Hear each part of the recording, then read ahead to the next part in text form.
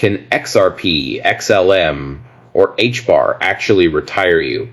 In this video, I'm going to show you if that's realistically possible for all three side by side, how much of each you'd actually need, and one genuinely important difference between these three coins that I think almost nobody factors into this kind of math properly.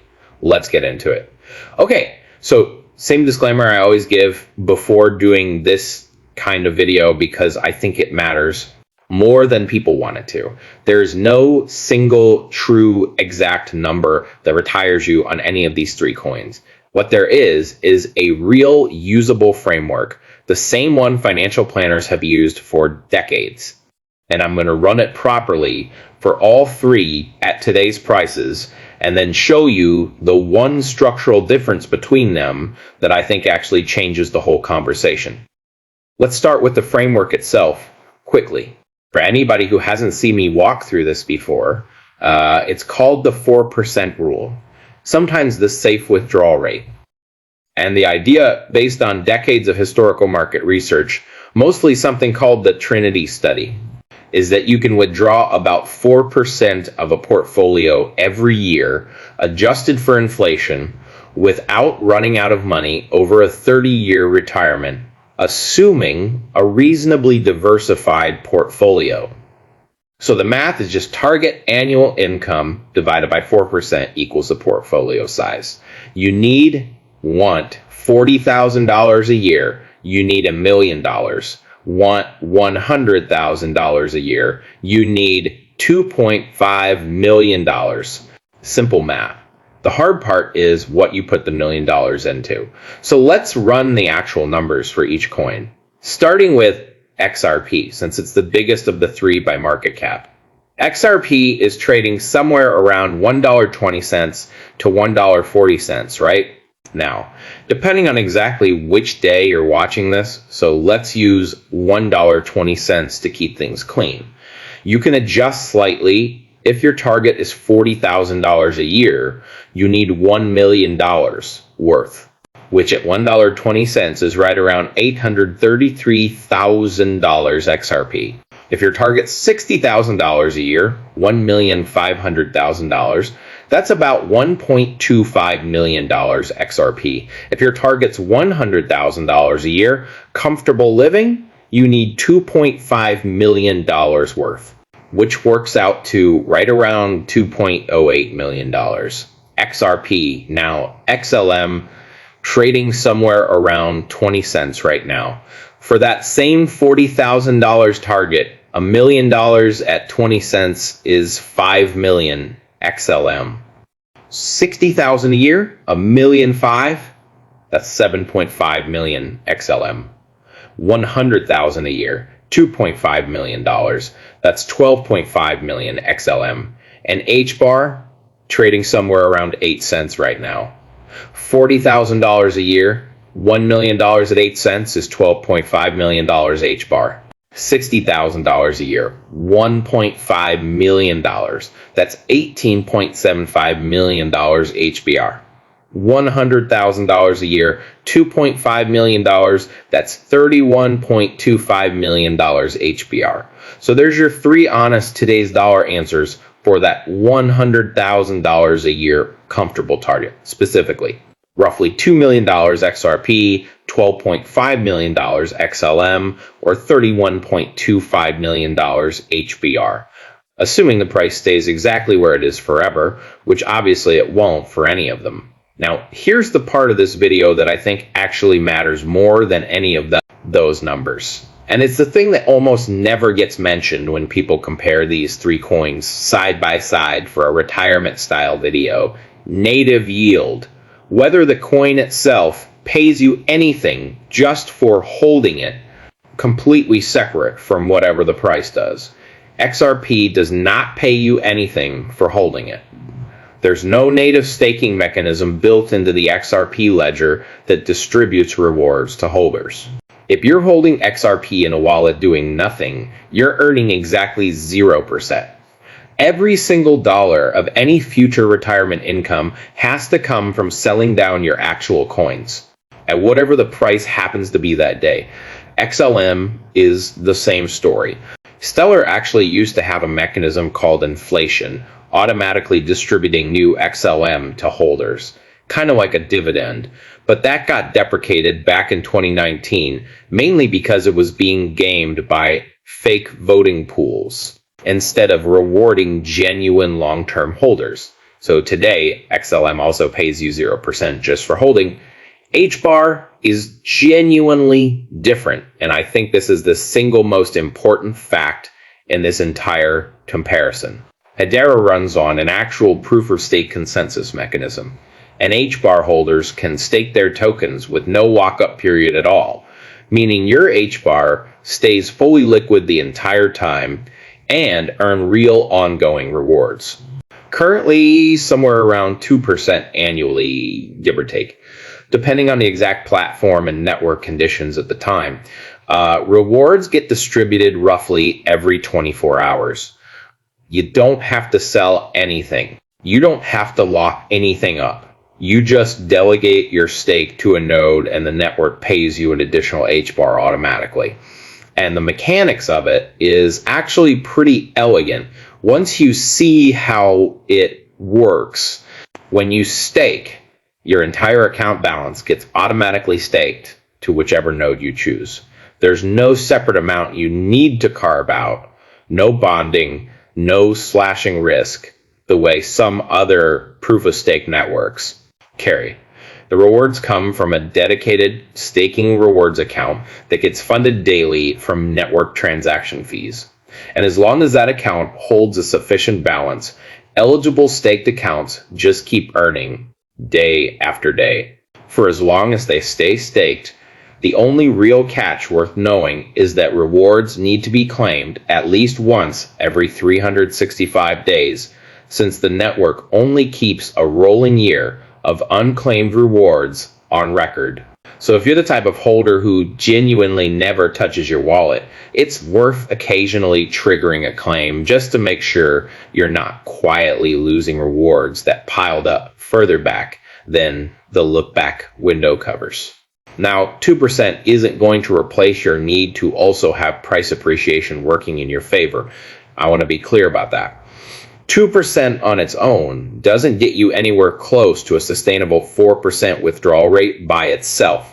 But it's not zero, and 0 versus 2% compounded over a decade or two of accumulation actually makes a real measurable difference, completely separate from whatever the price does.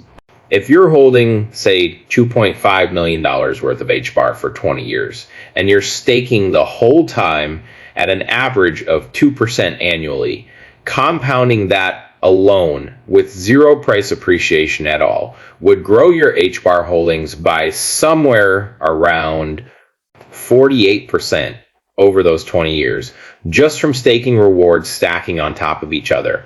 XRP and XLM holders get 0% of that same effect.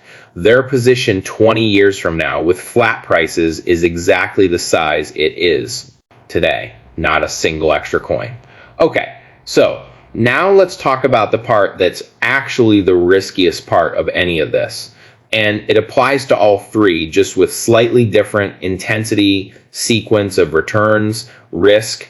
The 4% rule was built around diversified portfolios, hundreds or thousands of companies and bonds, smoothing out the bumps.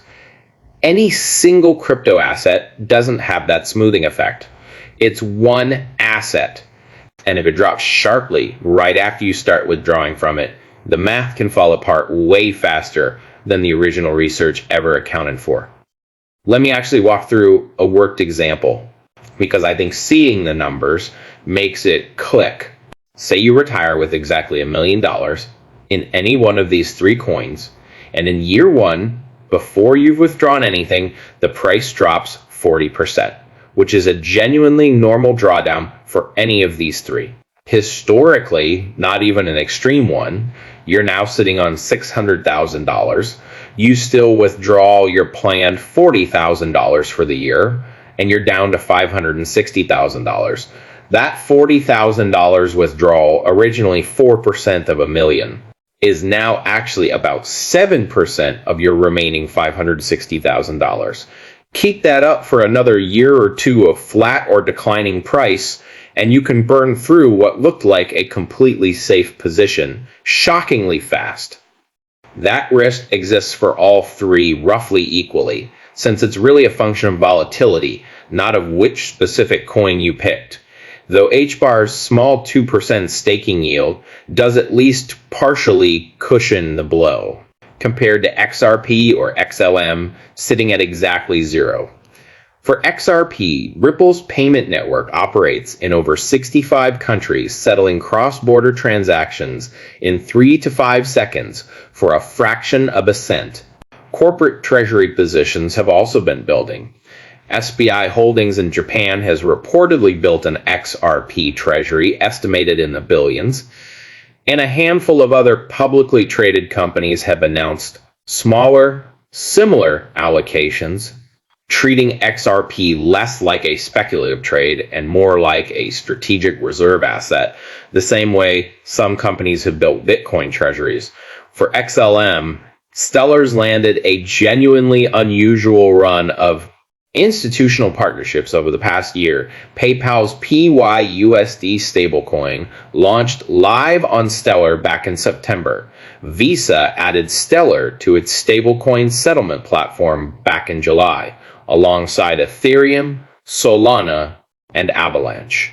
And DTCC, the clearinghouse behind nearly every U.S. stock and bond trade, announced the tokenized securities integration targeting the first half of 2027. Franklin Templeton's also been running a tokenized money market fund on Stellar for years now, one of several blockchain platforms supporting that fund, family for HBAR. The network's been building enterprise relationships across banking, insurance, and logistics, with a regulated ETF product already live and pulling in real inflows north of $90 million in cumulative net subscriptions. As of recent tracking, the network's also been positioning itself around enterprise-grade compliance tooling, the kind of infrastructure regulated institutions tend to require before committing real volume. Even if HBR hasn't yet landed a single headline partnership at quite the same scale or recognizability as Visa or DTCC, choosing it specifically, all three of these theses are real, in the sense that the underlying partnerships and relationships actually exist and are verifiable. None of them guarantee a specific price outcome on any specific timeline, and I'd be doing you a disservice pretending to you otherwise. Institutional adoption of the underlying network doesn't translate one-to-one to token price the way a lot of these retirement math content implies, because in most of these cases, the token itself is more like the toll or the fee mechanism, not the actual asset being moved around. Heavy usage helps the long-term case, but it's not a clean, mechanical, dollar-for-dollar relationship. So, given everything we've walked through, how do you actually think about which of these three, if any, makes sense as part of an actual retirement plan instead of just picking whichever one has the most exciting headline this month? I think the honest framework looks something like this. If you specifically value not having any income riding entirely on price appreciation, and you want at least some baseline yield working for you while you wait, HBAR's native staking is a genuine, real point in its favor. 2% isn't enough to retire on by itself, but it's not zero and it compounds for free with no lockup while you hold. If you specifically value a transparent, well-documented, predictable supply structure with the most established daily trading volume of the three, XRP's escrow system and deeper market liquidity stand out. If you specifically believe the regulated blue-chip institutional partnership story, the Visa, PayPal, DTCC names attached directly to live or near-term products is the strongest indicator of long-term adoption. XLM's recent run of partnerships is genuinely the most front-loaded with big recognizable names of the three right now. None of those are the answer. They're just different things to weigh depending on what you actually care about, and none of them changes the core math that you need to plug in your actual target income. Run it through the 4% rule, divide by today's actual price, and get an honest, no speculation baseline number for each coin before you start layering speculative future price scenarios on top. Let me give you one example of how those speculative layers would actually move the math, just so you can see the mechanism, not because I'm predicting any of these levels using that $100,000 a year target, needing $2.5 million total. If XRP went to $5, you'd need 500,000 coins instead of $2 million. If XLM went to $1, you'd need $2.5 million coins instead of $12.5 million. If HBAR went to 50 cents, you'd need $5 million coins instead of $31.25 million. Again, I am not predicting any of those price levels. I'm showing you the relationship. If the price moves to this level, here's what coin count that specific target requires. Full stop. Nothing more. And I think the actual time frame question, how long this would take, deserves the same honesty for all three. If you're trying to accumulate purely through monthly contributions, no price movement assumed at all, the math almost never works out to a normal human lifetime for any of these three coins. The same way it didn't for XLM specifically when I ran this exact exercise before. The real plan for any of these realistically depends on some combination of continued accumulation and meaningful price appreciation happening together, not either variable alone. And since nobody can predict the price variable with any certainty, nobody can honestly hand you a fixed number of years either, no matter how confidently a video title says it. So here's the actual takeaway from comparing all three side by side instead of just picking one and typing it. XRP gives you the deepest market, the most transparent and scheduled concentration structure, and the most established cross-border payment use case, but zero native yield. XLM gives you the most front-loaded run of recognizable institutional partnerships right now, but the most concentrated single wallet structure of the three, even if that wallet is foundation controlled rather than personal. HBAR gives you the only real native yield of the three, a genuinely flatter concentration structure at the very top, but smaller, thinner overall market, and a less mature institutional partnership track record compared to where XLM and XRP currently stand. There's no single right answer sitting in that comparison. There's just a set of honest trade-offs, and the right move is figuring out which of those trade-offs actually matches what you personally care about, then running your own real numbers through the framework instead of outsourcing the decision to whichever video gave you the most exciting thumbnail this week.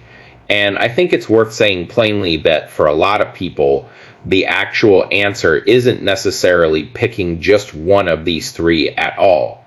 Splitting a retirement-oriented position across multiple assets within the same broader thesis, the ISO 2022 and institutional payments narrative, rather than concentrating everything into a single coin, is itself a form of risk management. The same logic that applies to not putting your entire traditional retirement account into one single stock that doesn't eliminate the risk, that the broader thesis itself doesn't play out the way any of us expect. Nothing eliminates that risk, but it does mean you're not betting your entire outcome on one specific network's specific partnerships landing exactly on schedule, while a different network in the same broader category might be the one that actually delivers the institutional moment first. If walking through the actual math side by side for all three, instead of just picking a favorite and hyping it, is useful to you, go ahead and hit like On this one, it genuinely helps put this kind of honest comparison in front of more people instead of the version that just tells you to buy whatever the channel happens to be promoting. Subscribe if you want more of this, the actual mechanics side by side instead of vibes and cherry-picked price targets. Drop a comment and tell me which of these three trade-offs actually matters most to you personally. The yield, the transparency of the concentration structure, or the institutional partnership lineup. And tell me why, because I think the honest answer is genuinely different depending on what you're optimizing for. And if you know somebody who's been comparing these three coins purely on vibes without ever running their own actual numbers through a real framework, send them this video. Have a great day. If you enjoyed this video, don't forget to like, subscribe to the channel, and share it with others. It really helps the channel grow. This is XRP Hobart signing off. Goodbye, and I'll see you in the next one.